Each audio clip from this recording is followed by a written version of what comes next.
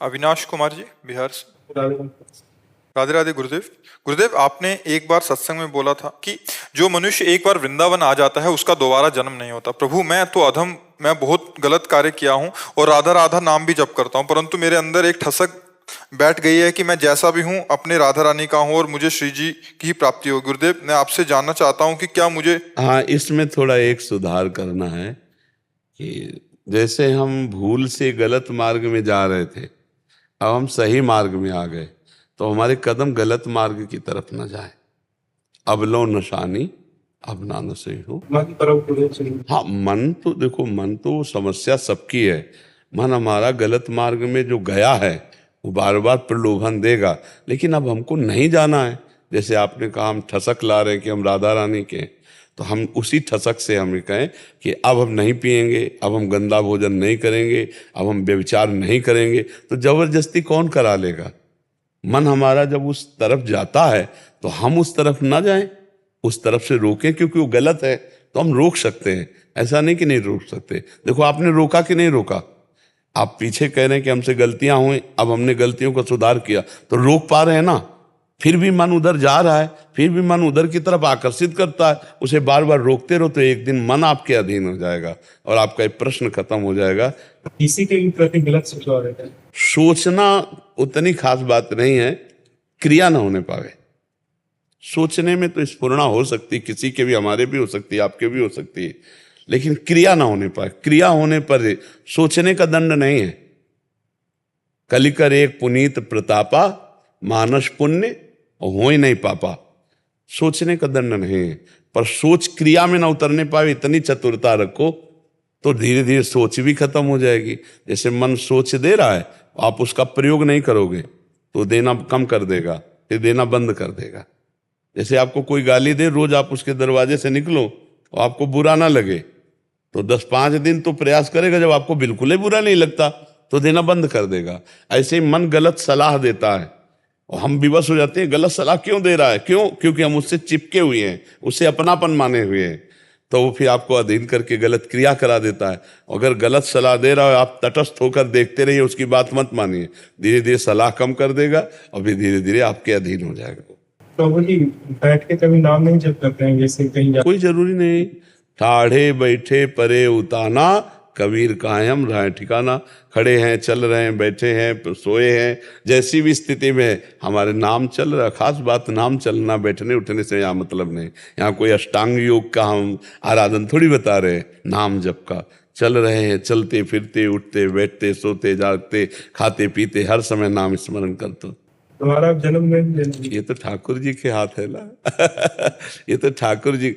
एक आदमी किसान से पूछा स्टेशन कितनी दूर है, तो उसने कहा वो जो सामने दिखाई दे रहा है वो स्टेशन ही है। बोले कितनी देर में पहुंच जाएंगे? कुछ नहीं बोला। बोले कितनी देर में पहुंच जाएंगे? कुछ नहीं बोला, और दौड़ पड़ा। जब दौड़ पड़ा तो बोले 20 मिनट में पहुंच जाओगे। तो कहा पहले क्यों नहीं होता? बोले तुम्हारी चाल नहीं देखी थी। चाल देखी तो 20। अब हम चाल तो देखी नहीं तुम्हारी कि आखिरी जन्म वाली चाल है कि नहीं है।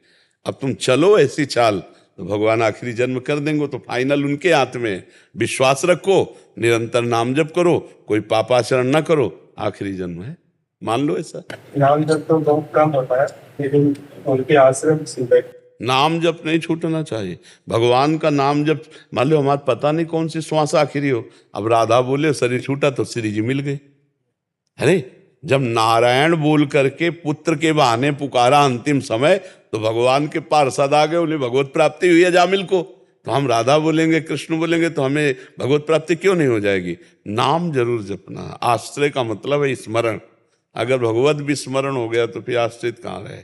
नाम जप करो, ठीक है। पूजा जी, राधे राधे। राधे राधे स्वामी जी। महाराज जी, आपके चरणों में कोटि कोटि प्रणाम। महाराज जी, मेरा प्रश्न है कि व्यक्ति स्वार्थी कैसे बने। इन्होंने इसका अर्थ लिखा कि स्व अर्थात स्वयं, ज्ञानेंद्रियां, 5 ज्ञानेंद्रियां, 5 कर्मेंद्रियां, 11वें मन के सारथी कैसे बने। ज्यादा बुद्धि दौड़ा रहे किसका है? हाँ, ज्यादा बुद्धि दौड़ा रहे अपने। अगर जितनी हमारी बुद्धि है उतना हम दौड़ें तो पकड़ पा लेंगे। बहुत ज्यादा बुद्धि दौड़ाने वाला परमार्थ का पथिक नहीं होता। ये केवल वाक चातुरी और बुद्धि की चातुरी भर रहती है, परमार्थ नहीं रहता है। स्व का अर्थ होता है आत्मा, आत्मस्वरूप, समझ रहे हो? और अर्थ का मतलब होता है उसका सुख संपादन। हम लोगों ने आत्मभाव शरीर में कर लिया है। पहले देखो, आत्मस्वरूप को जानते हो? क्या जानते हो स्व को? इसीलिए कह रहे हैं कि बहुत ज्यादा बुद्धि दौड़ रही। शरीर को अपने को लड़की मानते हो ना, अपने को शरीर मानते हो ना, तो हमने आत्मभाव कर लिया शरीर में, और शरीर सुखों को मान लिया सुख। अब कौन सा ज्ञान रह गया? घोर अज्ञान, घोर मोह, यही तो है ना। अब इस पर विजय पाने के लिए पहले हमको चाहिए ड्राइवर बहुत अच्छा। जैसे गाड़ी को लक्ष्य में पहुंचाना हो तो हमें ड्राइवर चयन करना पड़ेगा बहुत अच्छे। वो गाड़ी तो चयन हो ही गई है, गाड़ी बहुत बढ़िया चयन करके भगवान ने दे दी। ये मनुष्य देह भगवत प्राप्ति के लिए है। साधन धाम मोक्ष कर द्वारा, पाई न जे परलोक संहारा। सो परत्र दुख पावई, सिर धुनि धुनि पछताए, काले कर्म ईश्वर मिथ्या दोष। गाड़ी तो बहुत बढ़िया, दुर्लभो मानुषो देहो, दुर्लभ देह मिल गई। अब हमारे पास ड्राइवर बहुत गंदा है, गंदा ड्राइवर, बुद्धि बहुत गंदी है, जो जिधर चाहे उधर भगा रही गाड़ी को। सही रास्ते पे चलाओ। जैसे जीटी रोड बने ना, सरकारी रोड, उनमें आपकी गाड़ी सुरक्षित रहेगी, यात्रा बढ़िया हो जाएगी। तो शास्त्र आज्ञा जीटी रोड है, और मनमानी शास्त्र के विरुद्ध चलना। हमारी बुद्धि शास्त्र के विरुद्ध चला रही, अपने सुख की लालसा से पाप कर्म किए जा रही, बुद्धि दस्खत करती चली जा रही। हाँ इसमें सुख है, इसमें सुख है, और बुद्धि हमारे शरीर को ले जा रही, बुद्धि तो ले जा रही, यही ड्राइवर है।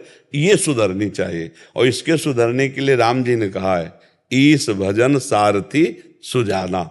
जो इष्ट का भजन है, और सारथी कहते हैं ड्राइवर को, वो सुजान ड्राइवर बना देती है। अर्थात बुद्धि बहुत सुजान हो जाती है जो नाम जप करता है। खूब डट के नाम जप करो, बुद्धि पवित्र हो तो मन रूपी लगाम को खींच लिया तो इंद्रिय रूपी घोड़े सही दिशा में चलने लगेंगे।